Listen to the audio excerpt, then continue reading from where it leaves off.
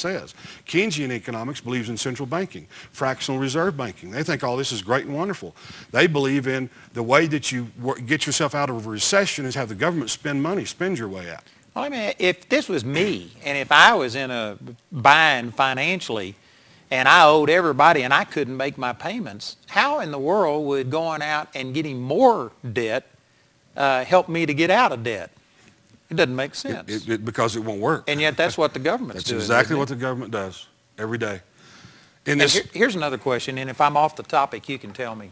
But is all the speculation on petroleum and stuff, is this the same thing as like what you were describing with commodities? Because it seems to me that this price fluctuates, and a lot of it is sold on futures.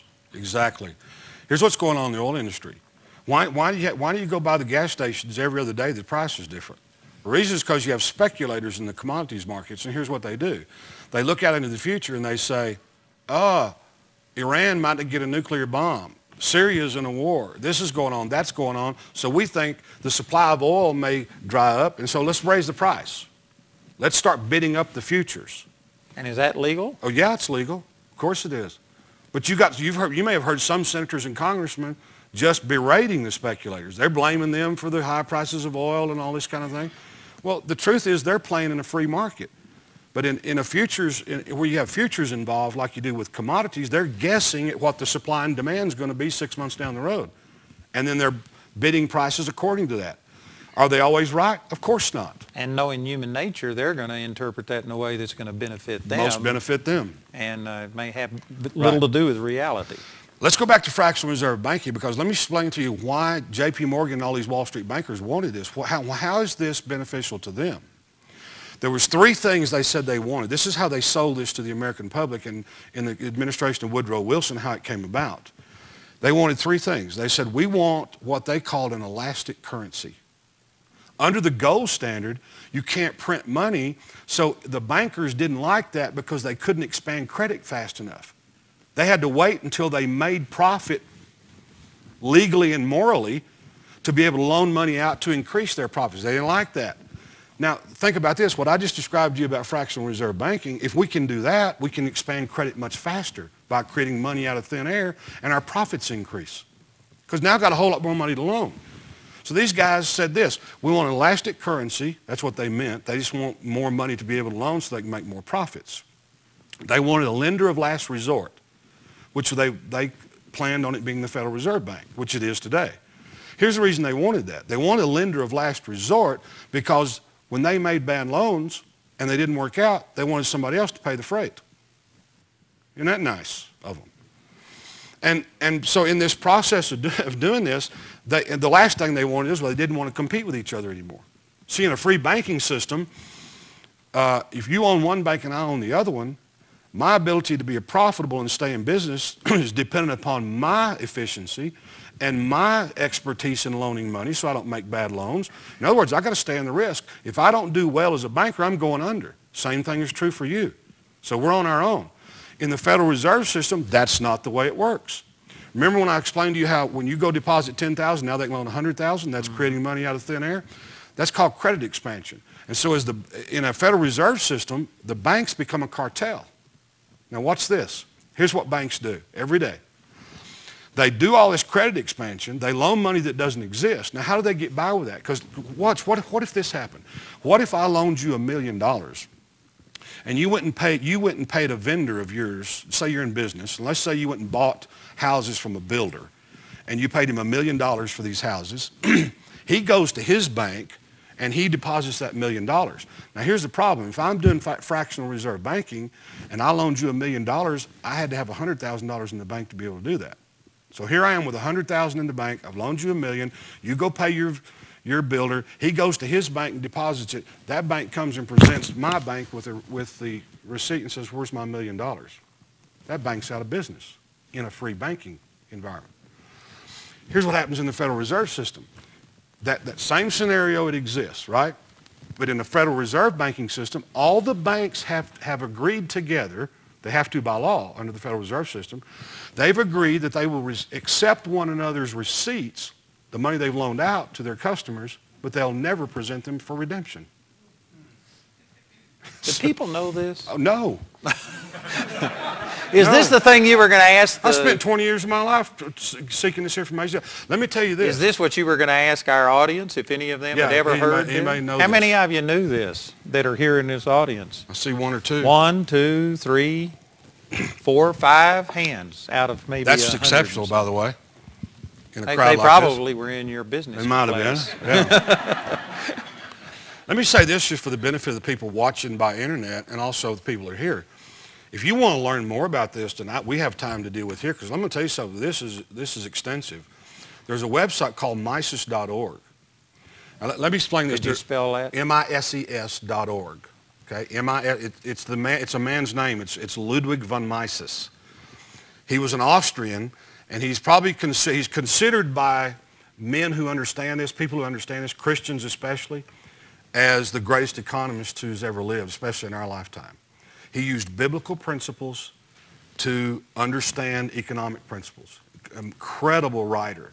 There are books on this website. Go to their bookstore.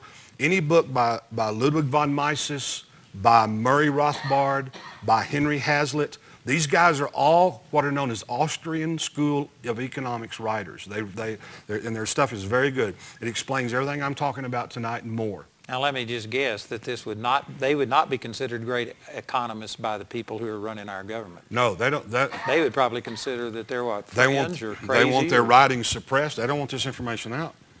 If you're a proponent of this Federal Reserve System, you don't want the people to find this out. Don't you think the government's done a pretty good job of not educating our population just by the show of hands here? Well, I've grown up in this, and when I was a kid, I thought everything was awesome. And so, it was under the Federal Reserve. I never questioned it because it was what I grew up with. One of the things that got me really interested in this was a very practical thing.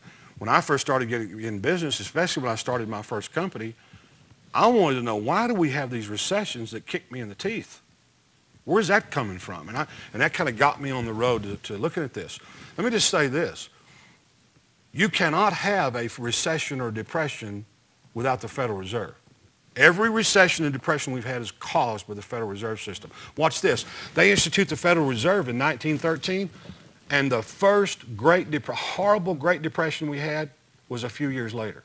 But what happened right before that? In 1913, the Federal Reserve System is established. The government pumps all this money into the supply, because now we're under this new regime, right? So they get all this money into the supply.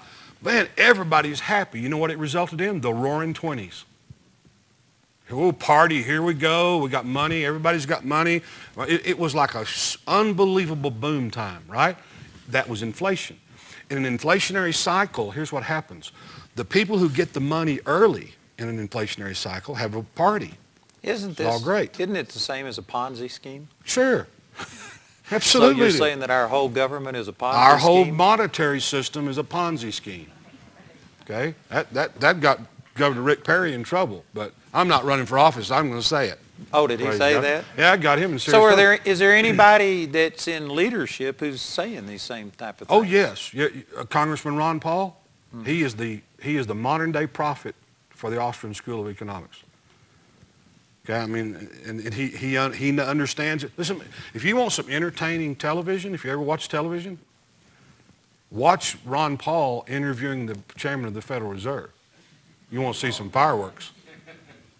Well, I liked his he chews them up and social spits them out. stuff, but boy, I can't understand doing away with the Army and not standing up. So I'm not sure I'd agree with all the stuff he does. Well, I didn't say I'd agree with him, or I didn't say, but you just as far as economics are concerned, stuff. yes, sir. He knows what he's talking about. And when he's on the banking committee in the Congress, and when the Federal Reserve Chairman has to come up and do his little thing with Congress, Ron Paul, they would hope Ron Paul's sick that day. Now you mentioned Rick Perry too. Did he? Well, Rick he's governor of Texas, but he just made the comment that the Social Security system was a Ponzi scheme. Got him into serious trouble. Of course it is. I mean, you want to talk about a system who they don't even have a fractional reserve. They don't even have a ratio. They have zero. If I ran my ministry the way the government runs Social Security, I'd be foreclosed on. They'd probably throw me in jail. We wouldn't be doing this tonight, I can tell you that. No way. But let me go through one other thing. This will help people a lot, because now I want to get it down to a more personal level as an individual. Well, let me just say this. We're going to take a break in 15 minutes, and we're going to take a 10-minute break, I think it is, and then we're going to come back. So let's try and wrap up all of where we are and why we are where we are in this segment. Then we'll take a break, and we'll come back and talk about how we can prosper. We aren't going to get rid of the Federal Reserve certainly within the next month or two or years or whatever. And so how do we go ahead and prosper under a system that is ungodly? So we'll deal with that after the break. Okay. Let's try and let's wrap this. Let's try to get this wrapped up, especially with the Federal Reserve System. The Federal Reserve System was created in secret through a meeting that happened November 22nd, 1910. It happened on Jekyll Island off the coast of Georgia. 6 men met in secret. They told the world and told the press, we're all going duck hunting. Got on a train in Washington, D.C., went to Jekyll Island, met secretly, fleshed out the Federal Reserve Bill on Jekyll Island. I can't even tell you who they were. Those 6 men were all puppets of the Wall Street bankers, J.P. Morgan, John Rockefeller, and others. I won't go through the list, but all these men were puppets and lackeys. The leader of that group was Nelson Aldrich, who was a senator at the time. So these men, who all benefited greatly from the Federal Reserve System, put it in place on November 22nd, 1913. I'm sorry, December 22nd, 1913. It went into effect. Now, how did it happen? Didn't Congress have to approve it? Or? They did. They passed the law. Nelson Aldrich and these guys wrote the bill on Jekyll Island, brought it back, sold it to the American public because they had control of the media, and they educated them, got the American public ready for it. Here's what they used as an excuse for it finally. There was a bad recession in 1907. It was a big scare. It was almost like the scare of '29 in a way. So they used that as a crisis. Most of the time the government does these kind of things, and these kind of things are instituted at time of crisis because the American public is just like 9/11. We'll give up our freedoms, just save us from the terrorists. Well, this sounds like 2008 when they started talking about recession, and all of a sudden we bailed everybody out and did things that had never been done before because of a crisis. Yes. You know what's necessary in a free market economy, in a capitalist system, which, by the way, that's what this Bible supports. Yeah, I agree. Is a capitalist system. That's what God says is the right way to do it. In a capitalist system, what happens is these markets correct themselves. So in a free market system, you have to allow companies to go bankrupt. Because here's what the market is saying to you. They've not been efficient. They've not controlled their costs. They've not done the right things to get to play in the free market.